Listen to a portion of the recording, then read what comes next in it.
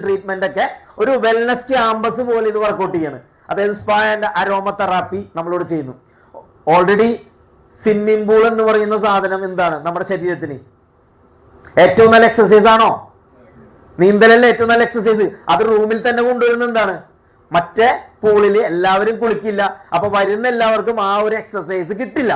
ഇതുകൊണ്ട് എന്താണ്, ഇവിടെ നമ്മളെ പ്രൈവറ്റ് പ്രോപ്പർട്ടിയിലെ പ്രൈവറ്റ് പൂളിൽ കുളിച്ചു കഴിഞ്ഞാൽ അവിടെ വരുന്ന എല്ലാവർക്കും ഹെൽത്ത് ഓക്കെ ആവോ?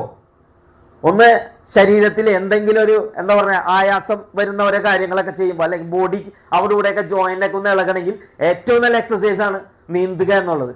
അത് മടിയില്ലാതെ എല്ലാവരും ചെയ്യുകയും ചെയ്യും.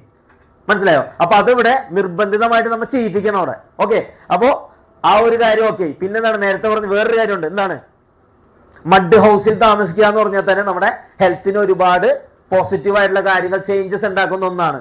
അതോടൊപ്പം തന്നെ ഗ്രാസ് എന്ന് വെച്ച് കഴിഞ്ഞാൽ അവിടെയുള്ള വായുവിനെ ഫിൽട്ടർ ചെയ്യാനായിട്ട് ഗ്രാസ് ഉപയോഗിക്കുന്നുണ്ട്. അതോടൊപ്പം തന്നെ ഏറ്റവും നല്ല ഓക്സിജൻ റിച്ച് ആയിട്ടുള്ള ഒരു ഏരിയ ആക്കാൻ വേണ്ടി സാൻഡിൽവുഡ് അവിടെ നട്ടു വളർത്തുന്നു. അപ്പൊ ചന്ദനമരങ്ങൾക്കിടയിൽ ഏറ്റവും ഓക്സിജൻ റിച്ച് ആയിട്ടുള്ള സ്ഥലത്ത് നമുക്ക് ജീവിക്കാം.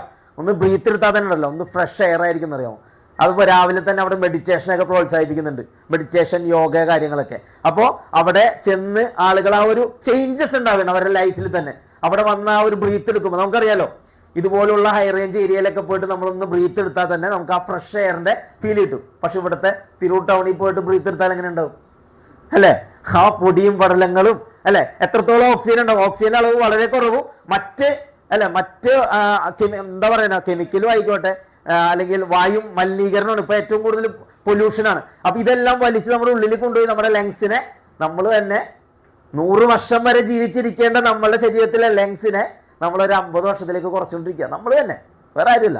അപ്പോൾ ഇതിനെയൊക്കെ ഒരു പരിധി വരെ നമ്മളൊരു മെസ്സേജിലൂടെയും അവിടെ കൊണ്ടുപോയി താമസിപ്പിച്ചുകൊണ്ട് ഒരു ചേഞ്ചസ് ഉണ്ടാക്കാൻ വേണ്ടിയിട്ട് നമ്മളിവിടെ ചെയ്യുന്നുണ്ട്. നെക്സ്റ്റ് ആണ് കോമൺ അമ്യൂണിറ്റീസിൽ 500 പേർക്ക് ഇരിക്കാൻ പറ്റുന്ന അണ്ടർഗ്രൗണ്ടിൽ ക്രിയേറ്റ് ചെയ്തിട്ടുള്ള ഓഡിറ്റോറിയം, പാർട്ടി ഹോള്. ഓക്കെ, വലിയ വലിയ കല്യാണങ്ങൾ, ഡെസ്റ്റിനേഷൻ വെഡ്ഡിങ്സുകൾ, ബർത്ത്ഡേ പാർട്ടി, BNA പോലുള്ള സംഘടനകളുടെയൊക്കെ മീറ്റിംഗ്, 2-3 ദിവസത്തെ ട്രെയിനിങ് പ്രോഗ്രാമുകൾ, ഇതൊക്കെ താമസിച്ച് നടത്താൻ പറ്റുന്ന ഒരു ഓഡിറ്റോറിയം. അതായത് 500 മുതൽ 700 പേർക്ക് താമസിക്കാൻ പറ്റുന്ന സ്ഥലമാണ് നമുക്ക് പാർക്കാൻ ചന്ദനത്തോപ്പുകൾ എന്നുള്ള ഏകദേശം 90 വരുന്ന കോട്ടേജ്. ആ കോട്ടേജിൽ ഏകദേശം 500 മുതൽ 700 പേർക്ക് ഇരിക്കാൻ പറ്റുന്ന അണ്ടർഗ്രൗണ്ട് കേവ് ഓഡിറ്റോറിയം. അപ്പോൾ ഇതെല്ലാം എക്സ്ട്രാ വരുന്നതാണ്. നെക്സ്റ്റ് ആണ് മിനി സൂ. കുട്ടികൾക്ക് വേണ്ടി തന്നെ, നമുക്ക് വേണ്ടിയിട്ടാ. കാരണം എന്താ, നമുക്കറിയാം ഇന്നിപ്പോ ഒരു വിഷമില്ലാത്ത പാമ്പ് കണ്ടിട്ടില്ലേ, തോളിലും കഴുത്തിലേക്ക് ഇട്ടുണ്ടൊക്കെ ആളുകൾ നടക്കുന്നതാണ്. അതുപോലെ ഉപദ്രവകാരികളായിട്ടുള്ള അല്ലാത്ത ചെറിയ